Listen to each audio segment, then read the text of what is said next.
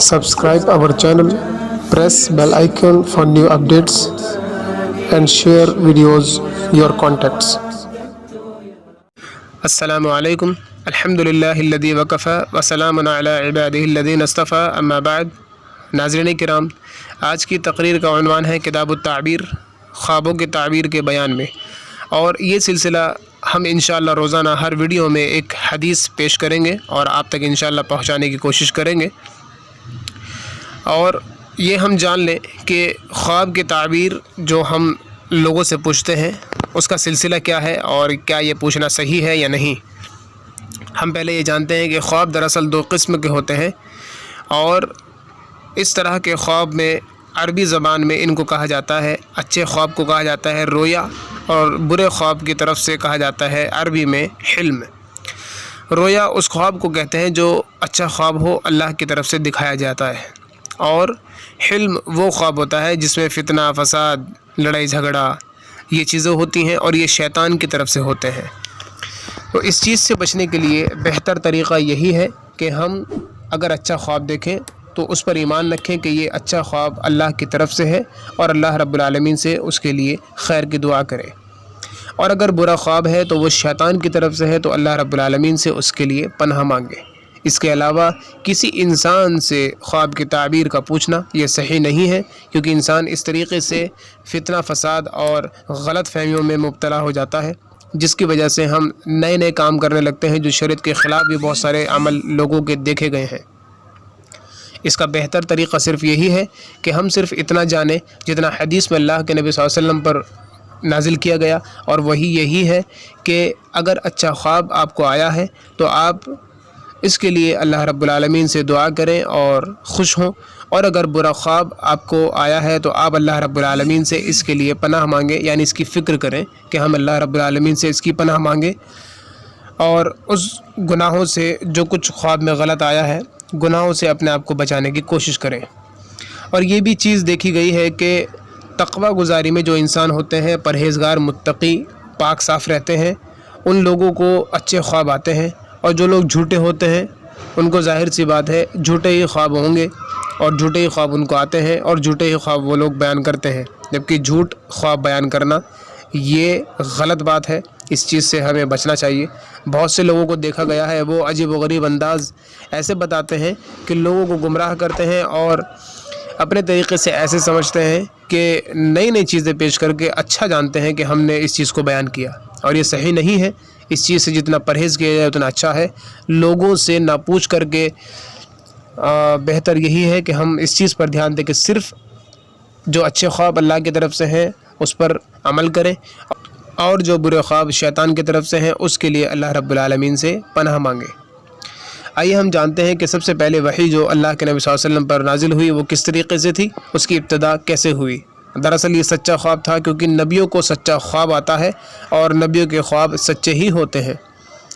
یہ حدیث صحیح بخاری کی ہے، حدیث نمبر 6982، جس میں حضرت عائشہ رضی اللہ عنہا بیان کرتی ہیں کہ رسول اللہ صلی اللہ علیہ وسلم پر وحی کی ابتدا سونے کی حالت میں، یعنی سو رہے تھے، اس کی حالت میں سچے خواب کے ذریعے ہوئی۔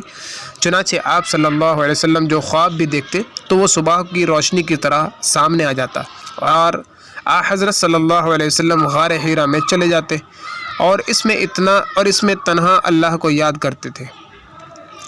چند مقررہ دنوں کے لیے آیا کرتے تھے، ان دنوں کا توشہ بھی لاتے تھے، پھر حضرت خدیجہ رضی اللہ عنہا کے یہاں تشریف لے جاتے، اور وہ پھر سے اتنا ہی توشہ آپ کے ساتھ کر دیا کرتی، حتیٰ کہ آپ صلی اللہ علیہ وسلم پر اچانک حق نازل ہو گیا اور آپ غار حرا ہی میں تھے۔ چنانچہ اس میں فرشتہ یعنی حضرت جبرائیل علیہ السلام آپ کے پاس آئے اور کہا اقرأ، پڑھیے۔ تو اللہ کے نبی صلی اللہ علیہ وسلم نے کہا ما انا بقارئ، کہ میں پڑھا ہوا نہیں ہوں۔ آخر اس نے مجھ کو پکڑ لیا اور زور سے دبایا، اور خوب دبایا، جس کی وجہ سے مجھ کو بہت تکلیف ہوئی۔ پھر اس نے مجھے چھوڑ دیا اور کہا کہ پڑھیے۔ آپ صلی اللہ علیہ وسلم نے پھر وہی جواب دیا کہ میں پڑھا لکھا نہیں ہوں۔ اس نے مجھے ایسا دبایا کہ میں بے قابو ہو گیا، یا انہوں نے اپنا زور ختم کر دیا، اور پھر چھوڑ کر اس نے مجھ سے کہا پڑھیے اپنے رب کے نام سے، اقرأ بسم ربک الذی خلق، پڑھیے اپنے رب کے نام سے جس نے آپ کو پیدا کیا۔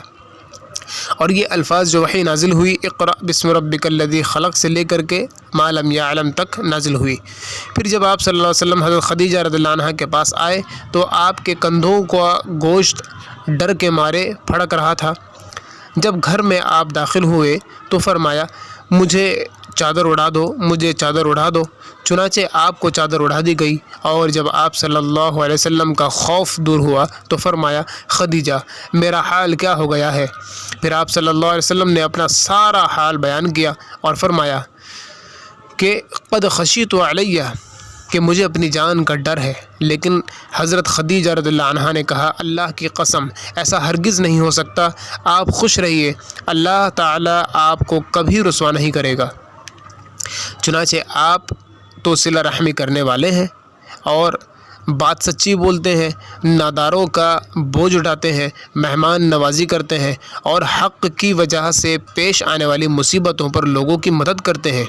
پھر آپ صلی اللہ علیہ وسلم کو حضرت خدیجہ رضی اللہ عنہا ورقہ بن نوفل کے پاس لے گئیں، جو حضرت خدیجہ رضی اللہ عنہا کے والد خویلد کے بھائی کے بیٹے تھے، جو زمانہ جاہلیت میں عیسائی ہو گئے تھے اور عربی لکھا کرتے تھے، اور وہ جتنا اللہ تعالیٰ چاہتا عربی میں انجیل کا ترجمہ لکھا کرتے تھے، یعنی وہ انجیل کی زبان جانتے تھے۔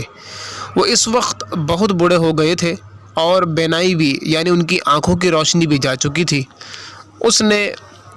ان سے حضرت خدیجہ رضی اللہ عنہا نے کہا بھائی اپنے بھتیجے کی بات سنو۔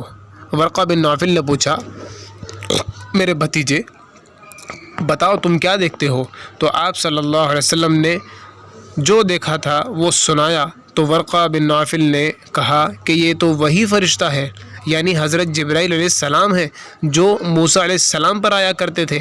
کاش میں اس وقت جوان ہوتا جب تمہیں تمہاری قوم نکال دے گی اور زندہ رہتا۔ تو آپ صلی اللہ علیہ وسلم نے پوچھا کیا یہ مجھے نکال دیں گے؟